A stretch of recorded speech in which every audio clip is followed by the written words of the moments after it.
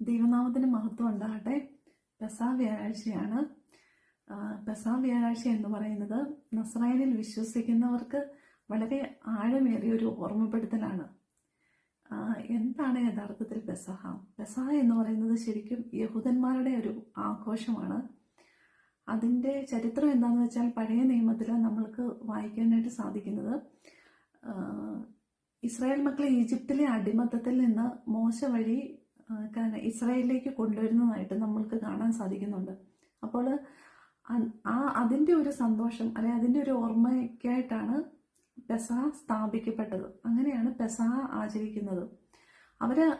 പഴയ നിയമത്തിൽ പെസഹ അവർ ആചരിച്ചുകൊണ്ടിരുന്നത് ഊനമില്ലാത്ത, അതായത് ഒരു കളങ്കവുമില്ലാത്ത ഒരു കുഞ്ഞാടിനെ അവർ ബലിയർപ്പിക്കുമായിരുന്നു. അതിൻ്റെ രക്തം അവരുടെ വീടിൻ്റെ വാതിൽപ്പടിയിൽ പുരട്ടും. അങ്ങനെ മരണദൂതൻ ആ വീടിനെ കടന്നു പോവുകയാണ്. അങ്ങനെ ദൈവത്തിൻ്റെ അനുഗ്രഹവും ദൈവത്തിൻ്റെ വിടുതലും അവരനുഭവിക്കുകയാണ്. ആ പഴയ നിയമത്തിലെ പെസഹയുടെ നിറവേറ്റലാണ് യേശുക്രിസ്തുവിൽ നമ്മൾ കാണുന്നത്. യേശുക്രിസ്തു ശിഷ്യന്മാരുടെ കൂടെ അവസാന അത്താഴം, ക്രൂശ് മരണത്തിലേക്ക് പോകുന്നതിന് മുമ്പ് അവസാന അത്താഴം കഴിക്കുന്നതായിട്ട് നമ്മൾ വചനം വായിക്കുന്നുണ്ട്. അപ്പോൾ ആ അവസാന അത്താഴം കഴിക്കുന്ന ദിവസം എന്ന് പറയുന്നത് ഈ പെസഹ ദിനത്തിലാണ്. അന്നാണ് യേശുക്രിസ്തു അപ്പം എടുത്ത്, ഇത് നിങ്ങൾക്കായി നൽകപ്പെടുന്ന എൻ്റെ ശരീരമാകുന്നുവെന്നും പാനപാത്രം എടുത്ത്, ഇത് നിങ്ങൾക്കായി ചൊരിയുന്ന എൻ്റെ രക്തത്തിന്റെ പുതിയ നിയമമാകുന്നു എന്നും പറഞ്ഞത്. അതുകൊണ്ടാണ് നസ്രായനെ ദൈവത്തിന്റെ പെസഹ കുഞ്ഞാട് എന്ന് വിളിക്കുന്നത്. മനുഷ്യരാശിയുടെ രക്ഷയ്ക്കായി തന്റെ ജീവൻ ബലിയർപ്പിക്കാൻ പോകുന്ന യാഗത്തിന്റെ തുടക്കമായിരുന്നു അന്നത്തെ ആ പെസഹ ദിവസം.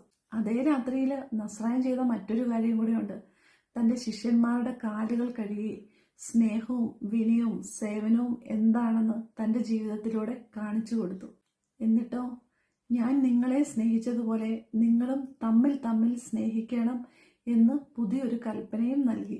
അതുകൊണ്ട് പെസഹ വ്യാഴാഴ്ച എന്ന് പറയുന്നത് വെറും ഒരു ഓർമ്മപ്പെടുത്തൽ മാത്രമല്ല, അത് ദൈവത്തിന്റെ രക്ഷാകരമായ ഒരു ചരിത്രവും നസ്രായന്റെ സ്നേഹത്തിന്റെ ആഴവും വിനയത്തോടെയും സ്നേഹത്തോടെയും ജീവിക്കാനുള്ള ഒരു വിളിയുമാണ്. എല്ലാവർക്കും ഈ പെസഹ വ്യാഴാഴ്ച ഒരു അനുഗ്രഹമാകട്ടെ. നസ്രായൻ എല്ലാവരെയും ധാരാളമായി അനുഗ്രഹിക്കട്ടെ. ആമേൻ.